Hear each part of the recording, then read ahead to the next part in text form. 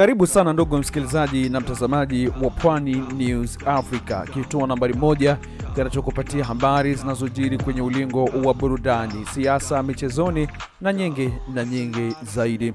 Siku ya leo ndani ya Pwani News Burudani nikipata tuweze kuingia kitaa cha 255 ambacho si kingine bali ni Tanzania. Tuweze kuangalia katika ulingo wa burudani ni kipi kinakuwa kinatokea pale.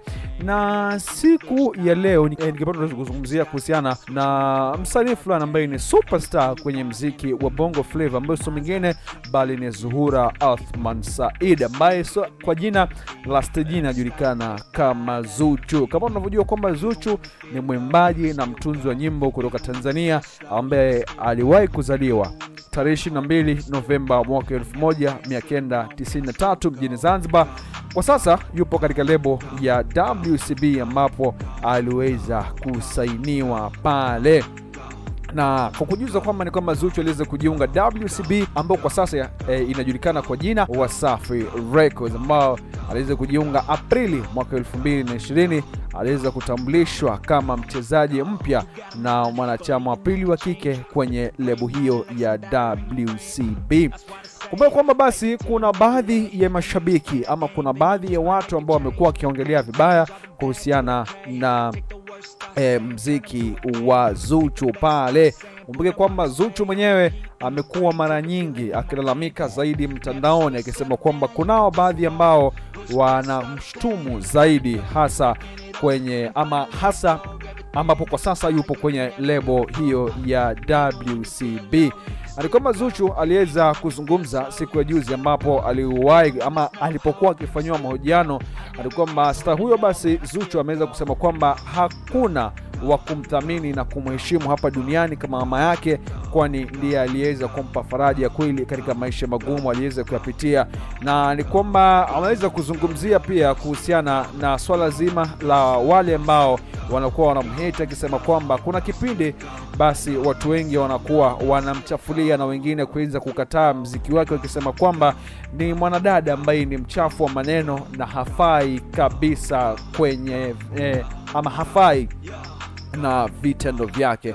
Na haya yote basi yanajiri, hii ni baada ya Zuchu kuweza kuonekana kwamba huenda kwa sasa akawa ni mpenzi wa Diamond Platnumz, na hivi kwamba mashabiki wengi wakiweza kuzungumza kuhusiana na mahusiano yake na Diamond Platnumz, akisema kwamba wawili wao hawafai kuweza kuchumbiana.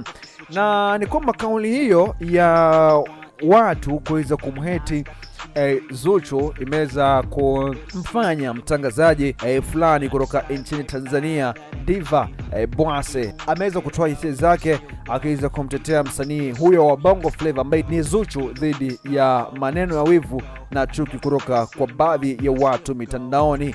Aliweza kusema kwamba watu wana wivu na roho mbaya, akiweza kusema kwamba Zuchu ni msanii nambari 1 wa kike ambaye ameshawahi kushinda tuzo nyingi zaidi kuwa superstar wa muziki hapa East Africa.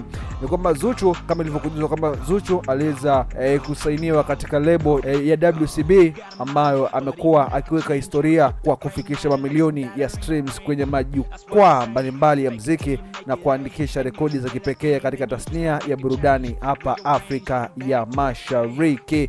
Hivi kwa sasa basi hakuna shaka kuwa Zuchu ameweza kuweka alama kubwa kwenye muziki wa Bongo Flava na Afrika kwa ujumla, akithibitisha kuwa mafanikio yanahitaji juhudi, nidhamu na bidii ya kweli. Kwa hiyo ni kwamba Zuchu ameweza kuwapatia makavu pale baadhi ya wale mashabiki ama baadhi ya watu ambao wanamuonea wivu na kuona kwamba yeye hatawahi kufaulu kwenye industry ya muziki licha yeye kuweza kusainiwa katika lebo ya WCB. Hiyo ndio story ambayo nimeweza kuandalia hapa ndani ya Pwani News Africa Media, kituo nambari 1 kinachokufahamisha yote yanayojiri kwenye safu ya burudani, siasa, michezoni.